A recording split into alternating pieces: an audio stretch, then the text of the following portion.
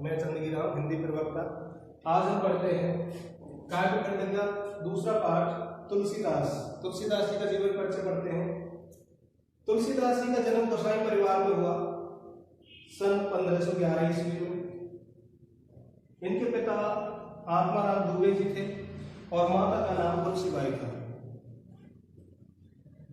इनकी पत्नी का नाम रत्नावली था और इनका जन्म स्थान है राजापुर गांव, जो जिला बांदा में पड़ता है, चित्रकूट के पास में है, उत्तर प्रदेश में। इनकी मृत्यु वाराणसी में 80 घाट पर हुई थी। इन्होंने प्रमुख जो ग्रंथों की रचना की है उसमें रामचरितमानस, विनय पत्रिका, कृष्ण कंतावली, दोहावली आदि शामिल है और इनके गुरु नरहरिदास जी हैं। तो शुरुआत करते हैं तुलसीदास जी का जीवन परिचय। तुलसीदास जी का जन्म 1511 ईस्वी में हुआ था गोसाई परिवार में। इनके पिता आत्माराम दुबे जी थे और माता इनकी तुलसीबाई थी। बताते हैं कि 12 महीने तक ये अपनी माता के गर्भ में रहे और 12 महीने के बाद जब ये माता के गर्भ से निकले तो इनके दांत भी साथ में थे। एक अशुभ बच्चा समझकर इन्हें एक मटके में ऊपर कपड़ा बांध के दबा दिया गया जमीन के अंदर। 4-5 दिन के बाद जब उनके पिता आए और उन्होंने अपने बच्चे के बारे में पूछा तो उन्होंने उस मटके को बाहर निकाला जिसमें अंगूठा पीते हुए मिले। उसके बाद इनकी माता जो तुलसीबाई थी उनका देहांत हो गया और देहांत होने से पहले अपनी एक सेविका जो सखी थी इनकी रत्नावली जी की तुलसीबाई जी की, उन्हें उन्होंने सौंप दिया और वो अपने साथ तुलसीदास जी को ले गई अपने गांव में। पिता भमक्कड़ प्रवृत्ति के थे, घर ज्यादा दिन ठहरते नहीं थे, वो भी अपना घूमने निकल गए और वो अपने साथ जो उनकी सहेली थी, सखी थी तुलसीबाई जी की, वो अपने साथ तुलसीदास जी को लेकर चले गए। बताते हैं कि जैसे ही तुलसीदास जी ने बोलना शुरू किया तो उन्होंने सबसे पहले राम बोला। जैसे आमतौर पर बच्चा माँ बोलता है, लेकिन तुलसीदास जी ने सबसे पहले राम बोला, इसीलिए उनका नाम, बचपन का नाम राम बोला पड़ गया। लेकिन 5-6 वर्ष के जब तुलसीदास जी हुए तो वो भी औरत जो उन्हें अपने साथ लेके गई थी उनका भी देहांत हो गया। तुलसीदास जी अब जो राम बोला के नाम से जाने जाते थे, दर दर की ठोकरें खा रहे थे। उन्हें पालने पोषने वाला कोई नहीं था। और बताते हैं कि स्वयं शंकर जी की कृपा से माँ पार्वती एक ब्राह्मणी का वेश रखकर उनके लालन पालन के लिए, उन्हें कुछ खिलाने के लिए रोजाना जाती थी। नरहरिदास जो उनके गुरु हैं, उन्हें प्रेरणा हुई। भगवान शंकर ने स्वप्न में उन्हें प्रेरणा दी कि मेरा एक भक्त गली गली घूम रहा है, उसे आप खोज के लाइए और अपने वहां पर आश्रम पर लाकर उसे शिक्षित कीजिए। काफी प्रयत्न के बाद नरहरिदास जी ने उसे राम बोला को खोज लिया और अपने यहाँ पर उसका जो उनकी शिक्षा थी उसे शुरू कर दिया। धीरे धीरे जो राम बोला थे वो धीरे धीरे बड़े होने लगे। तुलसीदास उनका नाम पड़ गया और तुलसीदास जी ने शिक्षा प्राप्त करनी शुरू कर दी नरहरिदास जी के सानिध्य में। जब ये पूरी तरह से शिक्षित हो गए, एक युवक हो गए, तो इन्होंने अपने गांव जाने का विचार किया। जब गांव पहुंचे तो वहां पर इन्हें पता चला कि अब उनके पिता भी इस दुनिया में नहीं रहे। इन्होंने अपने पिता का श्राद्ध किया। उसके बाद कुछ दिन बाद रत्नावली जी से इनकी शादी हो गई। रत्नावली जी शादी के बाद जब अपने मायके गई तो एक रात विरह वेदना में ये अति व्याकुल हो गई। बरसात के दिन थे, नदी में बाढ़ आई हुई थी और ये अपनी पत्नी से मिलने के लिए चल गई। अब मध्यरात्रि में वहां पर कोई नाव नहीं थी। इन्होंने देखा कि कुछ बह के आ रहा है, लकड़ी का तख्ता है कुछ है, उसके साथ ही उन्होंने नदी को पार किया। नदी पार करने के बाद जो लगभग 1-1.5 किलोमीटर जो गांव था रत्नावली जी का, तो वहां पर ये वहां गए और दरवाजा तो नहीं खटखटाया क्योंकि रात्रि थी, सभी जाग जाते, कौन आया है मध्य रात्रि में। तो इन्होंने सोचा कि छत के ऊपर चढ़ते हैं और फिर वहां से जाएंगे। पहले जब छतों के ऊपर अटारी होती थी, छोटा चौबारा जिसे बोलते थे, छोटा कमरा, तो उस पर ये जाना चाहते थे। तो इन्होंने देखा है कि रस्सा लटका हुआ है और उसके सहारे ये ऊपर चढ़ गए। जो अटारी थी उसका दरवाजा खटखटाया, वहां से रत्नावली जी निकली। उन्होंने तुलसीदास जी को देखा कि मध्य रात्रि में इतनी बरसात में आप कैसे, दीपक जलाया। तो उन्होंने कहा आप ऊपर कैसे चढ़े, अब आने का कारण क्या है। तो उन्होंने बताया कि मैं रस्से के सहारे से ऊपर आ गया।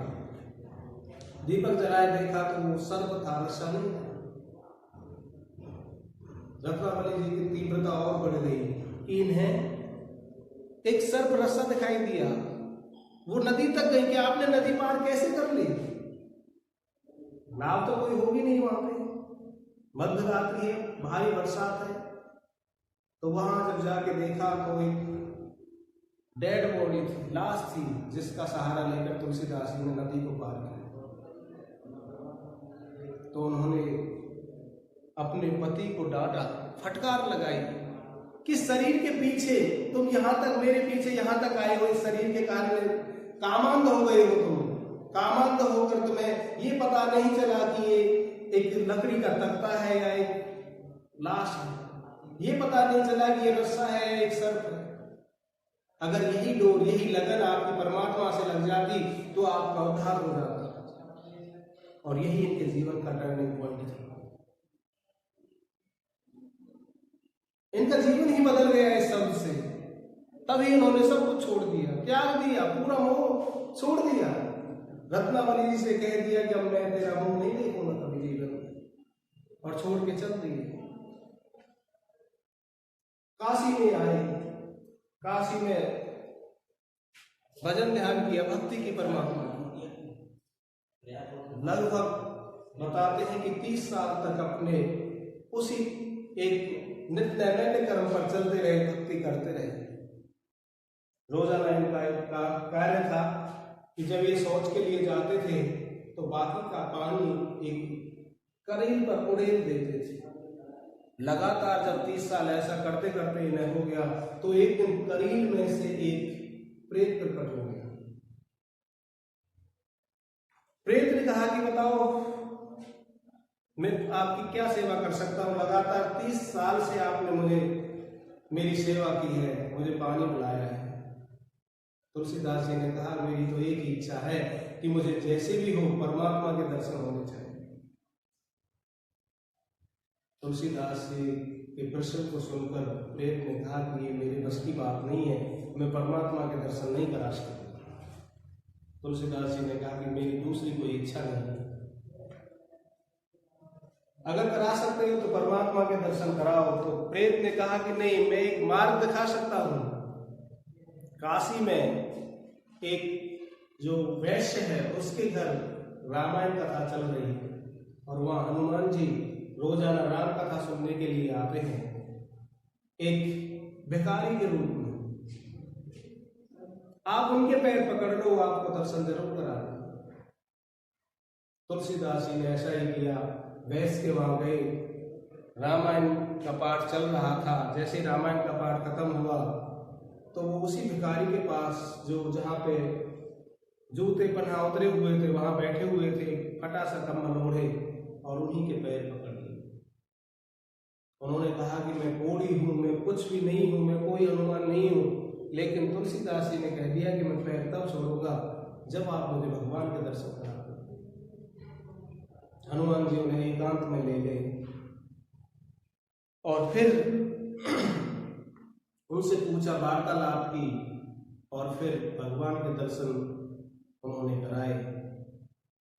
पहली बार में तुलसीदास जी को भगवान पहचान में नहीं आए जब वो राजकुमार के वेश में गए थे वहां से रास्ते से निकलकर, लेकिन दूसरी बार में फिर हनुमान जी ने दोबारा से चित्रकूट के घाट पर भगवान के दर्शन तुलसीदास जी को कराए।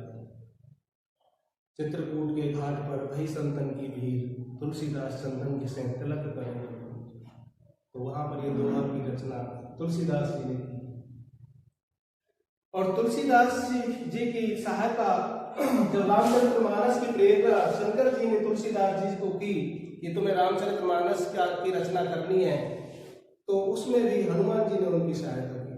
बताते हैं कि पहले तुलसीदास जी ने रामचरितमानस को संस्कृत में लिखना शुरू किया, लेकिन जैसे ही वो पदों की रचना करते तो कोई रात को न चुरा ले जाता।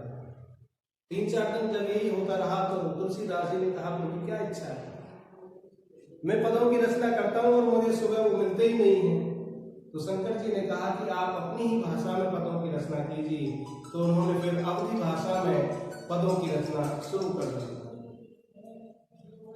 और जहां भी कहीं कोई दिक्कत आती तो हनुमान जी स्वयं उनकी सहायता करते।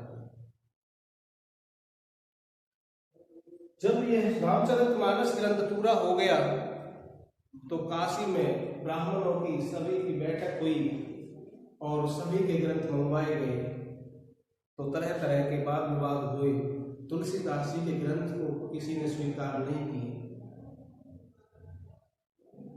लेकिन बताते हैं कि जब ये बोला गया कि इसका निर्णय स्वयं परमात्मा करेंगे, स्वयं शंकर जी करेंगे, तो सभी के ग्रंथों को वहां रख दिया गया और सबसे नीचे रामचरितमानस को रखा गया जो तुलसीदास जी के द्वारा रचित था।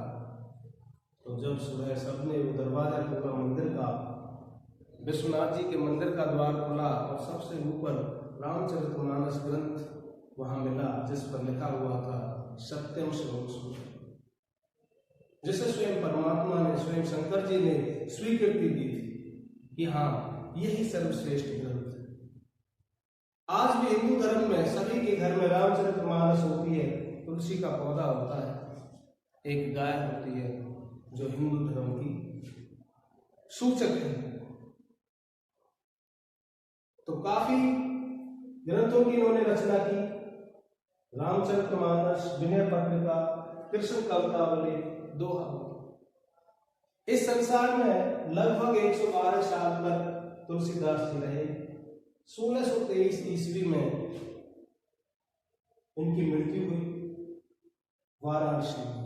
काशी में ही इन्होंने अपना शरीर पूरा किया। कहते हैं कि काशी में मृत्यु श्रेष्ठ मानी जाती है, मोक्ष के द्वार खुल जाते हैं। 80 घाट पर वाराणसी में उन्होंने अपनी देह को त्याग दिया।